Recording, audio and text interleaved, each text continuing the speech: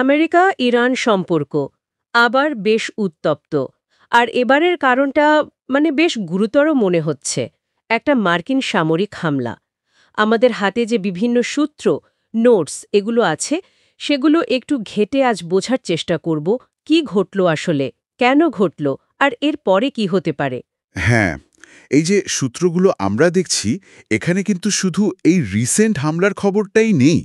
এর পেছনে যে লম্বা ইতিহাস, অনেক দিনের যে উত্তেজনা, যেমন ধরুন ইরানের পারমাণবিক কর্মসূচি নিয়ে যে বিতর্ক বা হরমুজ প্রণালীর গুরুত্ব, এই সব দিকে কিন্তু এখানে উঠে এসেছে। তো সব মিলিয়ে দেখলে, বিভিন্ন দিক থেকে দেখলে একটা পুরো ছবিটা পাওয়ার চেষ্টা করা যাক। একদম। তাহলে গোড়া থেকেই শুরু করি। হামলাটা ঠিক কিরকম ছিল? সূত্রগুলো থেকে কি জানা যাচ্ছে? ঘটনার বিবরণটা? দেখুন, তথ্য যা পাওয়া যাচ্ছে তাতে মনে হচ্ছে মার্কিন বাহিনী বেশ কিছু ড্রোন ব্যবহার করেছে, আর সম্ভবত কিছু দূরপাল্লার ক্ষেপণাস্ত্র। টার্গেট বা লক্ষ্যবস্তু ছিল ইরানের ভেতরেই কোনো একটা জায়গা। কিছু সূত্র বলছে এটা একটা সামরিক ঘাঁটি, আবার অন্য কিছু সূত্রে পারমাণবিক গবেষণা কেন্দ্রের কথাও বলা হচ্ছে। ও আচ্ছা। আর স্থানীয় লোকজন তাদের বর্ণনায় আকাশ প্রতিরক্ষা ব্যবস্থা যে চালু হয়েছিল বা বিস্ফোরণের শব্দ, বেশ আতঙ্ক ছড়িয়েছিল সেখানে। এই বিষয়গুলো উল্লেখ করা হয়েছে। আর এর প্রতিক্রিয়া ইরানের দিক থেকে নিশ্চয়ই খুব জোরালো প্রতিক্রিয়া হয়েছে। হ্যাঁ, তাৎক্ষণিক প্রতিক্রিয়া তো খুবই কঠোর। ইরান সরকার এটাকে প্রায় যুদ্ধ ঘোষণার মতোই দেখছে। অন্তত কিছু রিপোর্টে এই ভাষাটাই ব্যবহার করা হয়েছে। তেহরানের রাস্তায় সাধারণ মানুষের মধ্যে বেশ ক্ষোভ, উত্তেজনা, এই খবরগুলো আসছে। এমনকি কিছু জায়গায় আমেরিকার ধ্বংস হোক, এই ধরনের স্লোগানের কথাও কিন্তু রিপোর্টে আছে। অন্যদিকে আমেরিকার প্রশাসন কি বলছে? তাদের দিক থেকে কি যুক্তি দেওয়া হচ্ছে এই হামলার? মার্কিন প্রেসিডেন্টের অফিস থেকে যে বিবৃতিটা এসেছে এবং আমাদের সূত্রগুলোতে যা কোট করা হয়েছে সেখানে মূল যুক্তিটা হচ্ছে আত্মরক্ষা। তারা বলছে যে মার্কিন নাগরিক এবং তাদের যে স্বার্থ, সেটা রক্ষা করার জন্যই এই স্টেপটা নেওয়া দরকার ছিল। কিন্তু এই ঘটনাটা কি একদম আলাদা করে দেখা যায়? হঠাৎ ঘটে যাওয়া ঘটনা। সূত্রগুলো এর পেছনের কারণ বা ইতিহাস নিয়ে কি বলছে?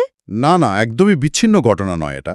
এই যে নথিগুলো আমরা দেখছি, এগুলো বারবার মনে করিয়ে দিচ্ছে যে দুটো দেশের মধ্যে অবিশ্বাস, একটা টানাপোড়েন, এটা তো বহুদিনের, বহু দশক ধরে চলছে। ঠিক। ইরানের পারমাণবিক কর্মসূচি নিয়ে যে আন্তর্জাতিক মহলের সন্দেহ, তারপর ধরুন জেনারেল সুলাইমানিকে হত্যা করা হলো, হরমুজ প্রণালীতে জাহাজ চলাচলে বাধার মতো ঘটনা, এগুলো তো এই লম্বা সংঘাতের একটা এপিসোড মাত্র।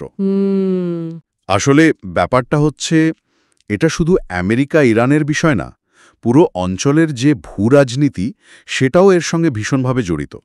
একটা আধিপত্য বিস্তারের পুরনো খেলা তার এর প্রভাবটাও শুধু এই দুটো দেশের মধ্যে থাকবে না, বিশ্বজুড়ে এর কি প্রভাব পড়তে পারে? সূত্রগুলোতে সেরকম কোনো ইঙ্গিত আছে? হ্যাঁ, অবশ্যই আছে। বেশ কয়েকটা গুরুত্বপূর্ণ দিকের কথা বলা হয়েছে। একটা তো হলো আন্তর্জাতিক বাজারে তেলের দাম বাড়ার একটা ভয় তৈরি হয়েছে, যেটা প্রায় সাথে সাথেই হয়। একদম সাথে সাথেই হয়। আর সেটার প্রভাব তো বিশ্ব অর্থনীতিতে পড়বেই। দ্বিতীয় আরেকটা বড় উদ্বেগের বিষয় উঠে এসছে, সেটা হলো মধ্যপ্রাচ্যে, বিশেষ করে এই উপসাগরীয় দেশগুলোতে। সেখানে তো লক্ষ লক্ষ ভারতীয় বা অন্যান্য দেশের কর্মী কাজ করেন। হ্যাঁ, বিশাল সংখ্যায়। তাদের নিরাপত্তা, তাদের ভবিষ্যৎ, এটা নিয়ে একটা গভীর চিন্তা তৈরি হয়েছে। এই বিষয়টা কিন্তু একাধিক সূত্রে বেশ গুরুত্ব দিয়ে বলা হয়েছে। শেয়ার বাজারে একটা অস্থিরতা দেখা যাচ্ছে, বিভিন্ন দেশের রাষ্ট্রপ্রধানরা খুব সতর্ক প্রতিক্রিয়া দিচ্ছেন, এগুলো আমরা দেখছি। আর কোনো বিশ্লেষণে কি আরও বড় সংঘাতের আশঙ্কার কথাও বলা হচ্ছে? হ্যাঁ, সেই প্রশ্নটাও তোলা হয়েছে। পরিস্থিতি কি নিয়ন্ত্রণের বাইরে চলে যেতে পারে, বা আরও বড় কোনো সংঘাতের দিকে মোড় নিতে পারে কিনা, এই আশঙ্কাটা উড়িয়ে দেওয়া হচ্ছে না। এই যে ভূরাজনৈতিক দিক, অর্থনৈতিক দিক, এগুলোর বাইরে গিয়ে সাধারণ মানুষের জীবনের প্রভাবটা কেমন? সূত্রগুলো কি সেই মানবিক দিকটা নিয়েও কিছু বলছে? অবশ্যই বলছে। যুদ্ধের এই অর্থনৈতিক বা রাজনৈতিক প্রভাবের কথা আমরা প্রায়ই শুনি, তাই না? কিন্তু এই যে নথিগুলো আমরা দেখছি, এখানে সাধারণ মানুষের ভয়, তাদের অনিশ্চয়তা, তাদের দুঃখ কষ্টের কথাও কিন্তু বাদ যায়নি। সেটাই সবচেয়ে গুরুত্বপূর্ণ হয়তো। একদম। একটা সূত্র তো খুব পরিষ্কার করে বলছে, যুদ্ধ যখন লাগে তখন হয়তো কাগজে কলমে কোনো একটা রাষ্ট্র জেতে বা হারে, কিন্তু দিনের শেষে সবচেয়ে বেশি ক্ষতি হয় সাধারণ মানুষের, যাদের বাড়ি ভাঙে, পরিবারগুলো আলাদা হয়ে যায়, স্বপ্নগুলো শেষ হয়ে যায়। এই মানবিক সংকটের দিকটা কিন্তু এখানে বেশ জোরালোভাবেই এসেছে। তাহলে সব মিলিয়ে দেখলে আমাদের হাতে থাকা এই সূত্রগুলো থেকে আমরা একটা ছবি পেলাম।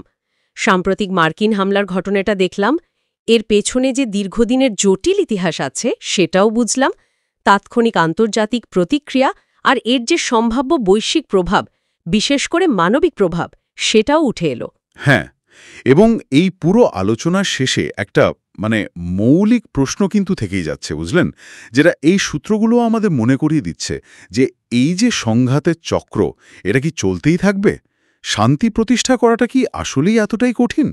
আর এই নির্দিষ্ট সংঘাতটা, এটা কি অন্য কোনোভাবে এড়ানো যেত না? এই প্রশ্নগুলো আসলে আমাদের আরও গভীর চিন্তা করতে বাধ্য করে, যা হয়তো আজকের এই আলোচনার পরিধির বাইরে। আজকের মতো তাহলে এখানেই শেষ করা যাক।